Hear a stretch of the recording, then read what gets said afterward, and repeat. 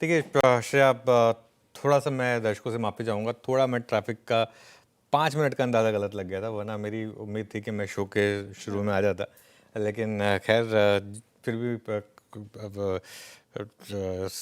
Thank to selling time पे आ गए। देखिए बाज़ार में एकदम सीमित दायरे में कामकाज है, और अब एकदम बिल्कुल मक्खी पे मक्खी बिठाने वाली बात हो तो वो एकदम अलग है, वरना जो मॉर्निंग स्ट्रैटेजी थी हमारी उसने बिल्कुल काम करा है। आप देखिए 24,760 आज का लो, अब हम वहीं पर हैं, और 24,950 आज का हाई।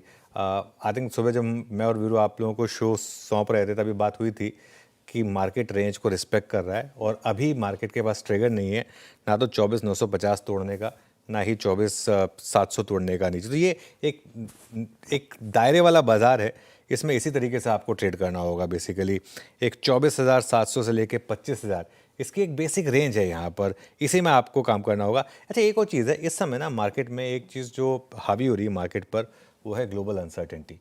अब देखिए बहुत जगह ये बात चल रही है कि आज या कल में शायद यूएस ईरान पर एक फुल फ्लेज्ड अटैक कर दे। इसकी पॉसिबिलिटी बहुत बढ़ती जा रही है। और आप ब्रेंट क्रूड देखिए एक बार ज़रा, आई थिंक वो हमारे लिए सबसे बड़ी, जैसे कहते हैं ना कि एक सरदर्द अभी भी बना हुआ है। आप उसको एक बार लेकर आइए ब्रेंट क्रूड को, कहाँ पर है इस समय, 76.23 पर, ठीक है ना।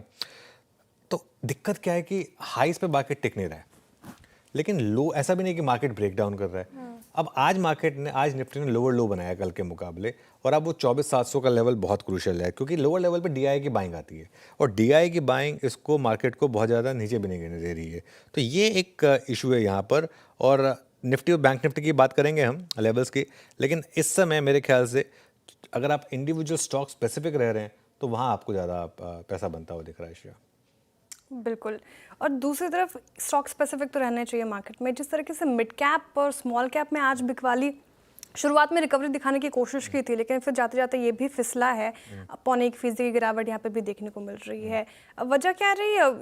घबराहट, जियोपॉलिटिकल टेंशन ही है, या फिर क्योंकि पेन ज़्यादा परसिस्ट करता गया तो यहाँ पे भी मुनाफा वसूली? नहीं देखिए, मिड कैप और स्मॉल कैप में श्रेया, अभी भी मैं यही कहूँगा कि एडवांस डिक्लाइन अगर आप देखें तो ठीक ठाक है, इतना ख़राब नहीं है।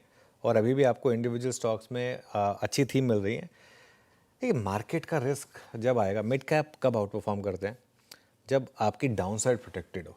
अगर इंडेक्स में एक लेवल के बाद डाउन साइड ओपन हो जाती है तो मिड कैप और स्मॉल कैप फिर आउट परफॉर्म नहीं कर पाते हैं।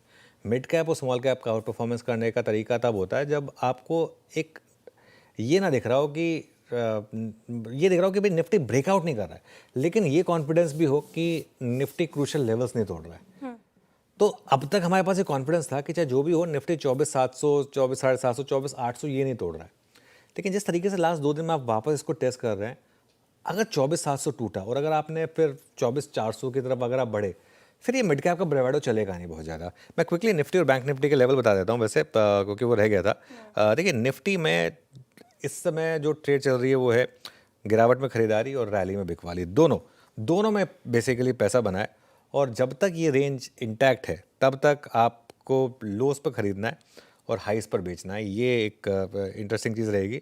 24,700 के नीचे या फिर 24,950 के ऊपर, यहाँ पर अगर आप निकले तभी आपको बड़ा ट्रेंड मिलेगा। और जहाँ तक निफ्टी बैंक की बात है, निफ्टी बैंक में क्लियरली आज एक साबित होगी बात कि 56,000 अब इतनी आसानी से वापस नहीं टूटेगा, और 55,500 ये लो भी बहुत क्रूशली इंटैक्ट है। तो एक, अब ये कहना आसान है लेकिन इसको ट्रेड करना नेक्स्ट टू इम्पॉसिबल। सुबह देखिए कैसे वर्टिकल रैली आई और उसके बाद उसी तेज़ी से वर्टिकल डिक्लाइन आई, ऑलमोस्ट एक ए टाइप का कर्व बना, और उसके बाद मार्केट उसी रेंज में फ्लैट है। पहले एक बड़ी रेंज में ट्रेड आई, उसके बाद एक छोटी रेंज में मार्केट घूम रहा है। तो बेसिकली एक रेंज है 55,500 से लेके 56,000 तक की बीच की। Veeru, good afternoon.